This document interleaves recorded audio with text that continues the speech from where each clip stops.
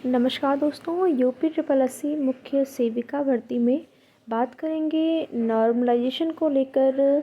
जैसा कि रिज़ल्ट के बाद हज़ारों की संख्या में अभ्यर्थी जिन्होंने कि नॉर्मलाइजेशन का विरोध किया और इसी क्रम में अभ्यर्थियों ने जो है अपनी शिकायत आयोग में भी करी, विभाग में भी की, लेकिन आयोग और विभाग से उनको स्पष्ट ये कहा गया कि कोई भी परीक्षा जब एक से अधिक शिफ्ट या डेज़ में होती है तो वहाँ पर नॉर्मलाइजेशन की जो प्रक्रिया है वो अपनाई जाती है और उसमें कोई गलती नहीं है।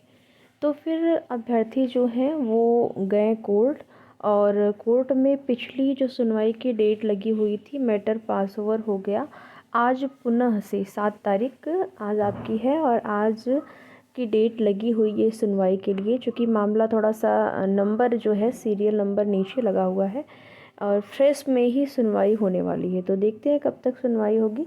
जब भी सुनवाई होती है उसकी जो भी अपडेट होगी आप सभी को उसकी जानकारी दी जाएगी।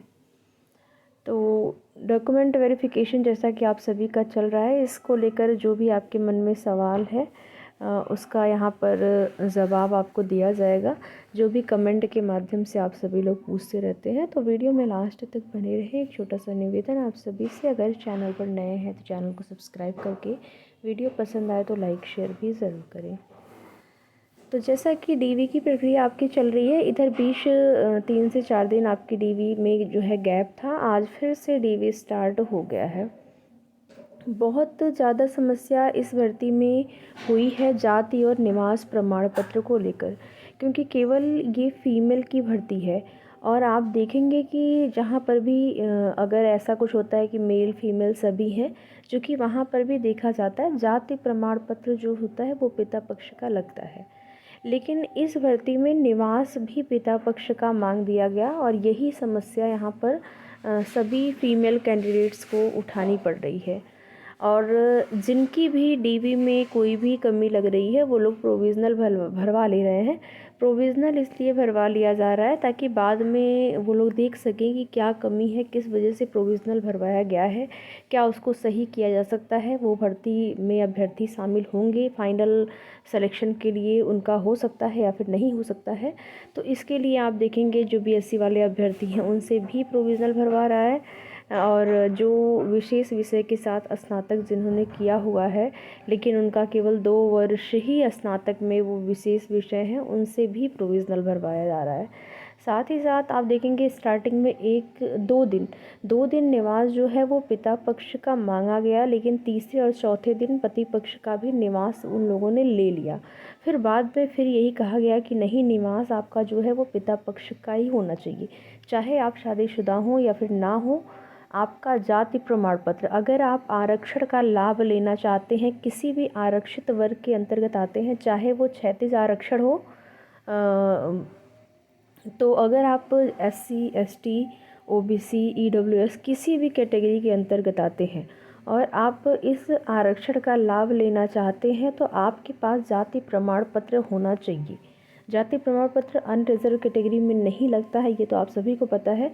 साथ ही साथ अगर आपका जो जाति प्रमाण पत्र है वो पिता पक्ष से ही बना होना चाहिए, शादीशुदा है तब भी, क्योंकि वो जो है ससुराल पक्ष का जाति प्रमाण पत्र नहीं लग रहा है। पिता पक्ष से ही आपकी जाति निर्धारित होगी और अगर पिता पक्ष का नहीं है तो आपको आरक्षित श्रेणी में न रख के आपको अनरिजर्व कैटेगरी में रख दिया जाएगा और अनरिजर्व कैटेगरी की जो भी कट ऑफ रहेगी, अगर आप ओवरलैप करते हुए वहाँ पर आते हैं उस कट ऑफ में, तो फिर आपका चयन इस भर्ती में फाइनल रूप से हो सकता है। और यही हाल निवास का भी है। निवास में भी अगर आपका निवास, ऐसा नहीं है कि देखिए निवास में भी अगर आप आरक्षित वर्ग के हैं, वैसे निवास तो अनरिजर्व कैटेगरी का है तो उनको भी चाहिए होता है, लेकिन अगर नहीं है तब भी चल जा रहा है अनरिजर्व कैटेगरी का। लेकिन अगर रिजर्व कैटेगरी में आप आते हैं तो निवास भी आपका जो है वो भी पिता पक्ष का ही होना चाहिए, भले ही आपकी शादी को 15 साल 17 साल हो गए। बहुत सारी बहनें ऐसी हैं 10-10 साल 12-12 साल शादी को हो गए हैं, उनका निवास पति पक्ष का है लेकिन वो मान्य नहीं किया जा रहा है, पिता पक्ष का ही निवास प्रमाण पत्र मांगा जा रहा है। इसकी वजह से बहुत ज़्यादा बहनें परेशान हैं। वो जा रही हैं लेखपाल और तहसील में जाके लेखपाल तहसीलदार के चक्कर लगा रही हैं, कह रही हैं, वो लोग नहीं बना के दे रहे हैं। बड़े ही मुश्किल से कुछ लोगों का बन पा रहा है, वही आख्या लिख के दे रहे हैं कि हाँ यहाँ की निवासी आप रही हैं पिता के नाम के साथ, लेकिन उस स्थिति में भी प्रोविज़नल भरवा लिया जा रहा है। बिल्कुल प्रॉपर आपका अगर निवास नहीं बना है, आप लिखवा के लेके जा रहे हैं, तब भी प्रोविज़नल भरवाया जा रहा है। प्रधान से अगर आप मुहर लगवा के लेके जा रहे हैं पिता पक्ष का कि हाँ यहाँ के निवासी आप हैं, तो भी प्रोविज़नल ही भरवाया जा रहा है। ये समस्या आ रही है। अब देखते हैं कि आयोग इस पर क्या डिसीज़न लेती हैं। अगर ये चीज़ें ये लोग पहले ही क्लियर कर चुके होते कि निवास जो है वो पिता पक्ष का ही लगेगा, तो उस स्थिति में, क्योंकि देखिए एक पक्ष का निवास आपका रहेगा तो ऐसा तो है नहीं कि आप कई निवास बना लेंगे, अस्थाई निवास, या फिर आपका कहीं और आप रह रहे हैं तो वहाँ का निवास तो एक ही रहेगा।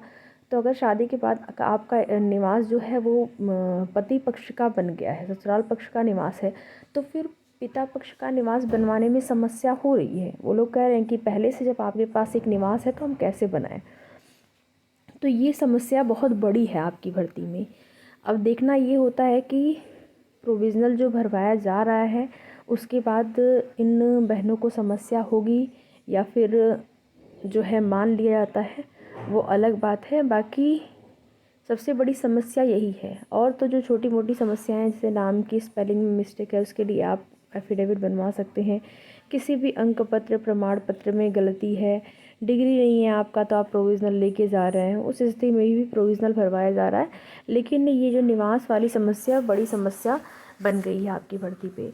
अब बात करते हैं जो कोर्ट में सुनवाई की डेट लगी हुई है उसका प्रभाव क्या डीवी पर पड़ेगा। तो फिलहाल के लिए डीवी की डेट आपकी जो लगी है उसी डेट पर डीवी होगी, उसमें कोई बदलाव आपको नहीं देखने को मिलेगा। उसी टाइम पे डीवी होने के बाद जो है हो सकता है कि आगे कुछ डिसीजन लिया जाए। फ़िलहाल के लिए जब आयोग ने स्पष्ट कर दिया है कि नॉमिनेशन का रूल इसमें लगा है और लगेगा, यूपी पुलिस कांस्टेबल की जो भर्ती हुई है उसमें भी कुछ अभ्यर्थी नॉमिनेशन का विरोध करते हुए गए थे, तो कुछ हुआ नहीं उससे। तो यहाँ पर भी यही होगा। बाकी अगर ऐसा लगता है जिन भी बहनों के साथ उनको ऐसा लग रहा है कि हमारे साथ अन्याय हुआ है, वो कोर्ट में जा रही हैं अपने अपने मामले को लेकर, जिसमें कि नॉर्मलाइजेशन का विरोध और इसके साथ ही साथ जैसे फ़र्स्ट शिफ्ट और सेकंड शिफ्ट में वही चीज़ें हैं कि फ़र्स्ट शिफ्ट के बहनों को नुकसान हुआ तो सेकंड शिफ्ट के बहनों को फ़ायदा मिला, क्योंकि ये कहा गया कि फ़र्स्ट शिफ्ट ईजी था सेकंड शिफ्ट की तुलना में। तो ये सारी चीज़ें जो हैं चल रही हैं। तो अगर आपके मन में और भी कोई सवाल है आपकी भर्ती को लेकर तो आप कमेंट के माध्यम से पूछ सकते हैं। जवाब देने की कोशिश की जाएगी आपको, और आगे की जो भी सूचना होगी आपकी भर्ती से संबंधित समय समय पर उसकी जानकारी इस चैनल के माध्यम से आप सभी को दी जाएगी। तो वीडियो में लास्ट तक बने रहने के लिए आप सभी का बहुत बहुत धन्यवाद।